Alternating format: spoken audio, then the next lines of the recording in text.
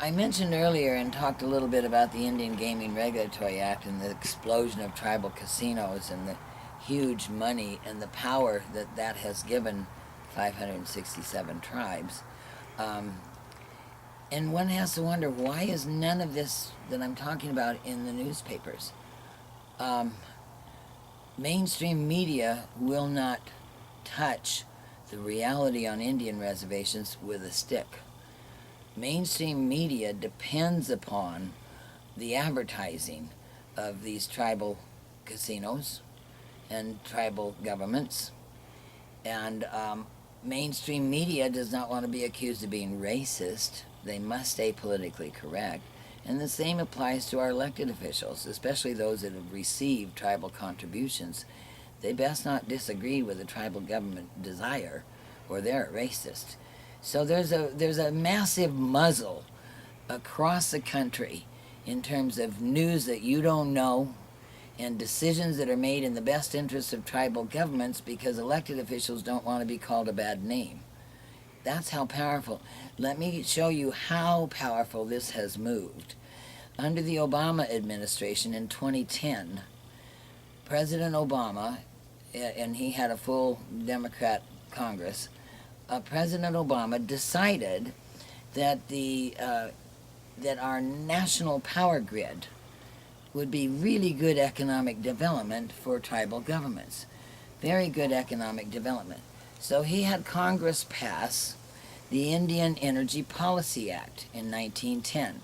Now let me back up just a little moment to say that when the West was being settled and new states were being formed and power and water needed to be provided for the arid western states, the Department of Interior, a Secretary of Interior by the name of A.B. Fall, most famous for being impeached during the Teapot Dome scandal, but the same fellow, A.B. Fall, Secretary of Interior, put out a directive that all electric and water resources in the western states were to be located on or near Indian reservations.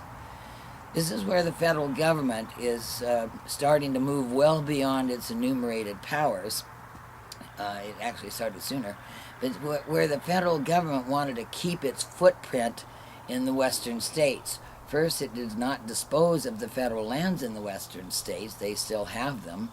And second, they required that the water and power resources in the western states be located on or near Indian reservations. So if you look at any map, you'll see the major dams, Hoover Dam, Grand Coulee Dam, all your major dams are on or near federal Indian reservations. That was 1904.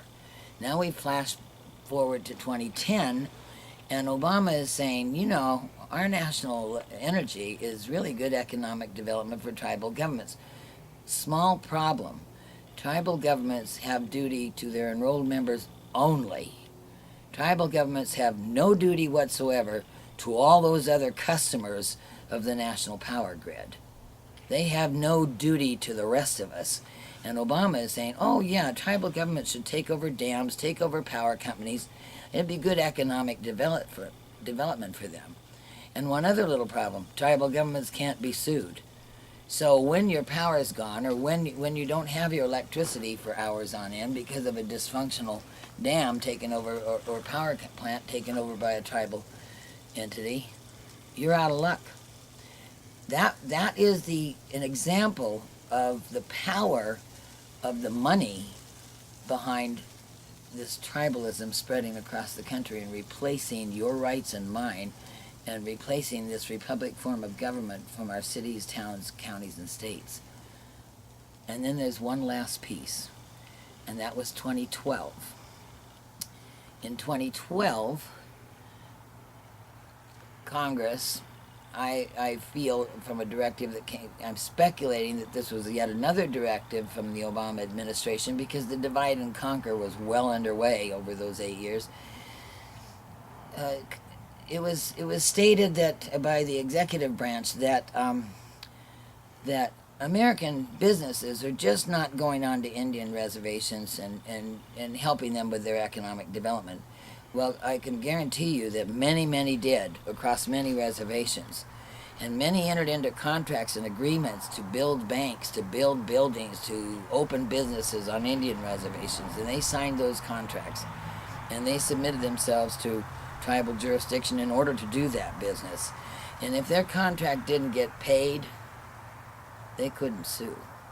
Tribal government has sovereign immunity. So many American businesses took deep losses, and they're a little reluctant to engage in a tribal agreement unless there's a full waiver of sovereign immunity or unless the money is given up front. So American businesses have been rightfully reluctant. So Obama's answer to that was, well, you know, our Middle Eastern countries, specifically Turkey and Saudi Arabia, have a lot in common culturally and communally with our Native American tribes in this country. So in 2012, we got the Hearth Act, Hearth. The Hearth Act was passed, and it allows tribal governments to long-term lease their federal Indian trust land, which has no eyes or ears from state or local jurisdiction.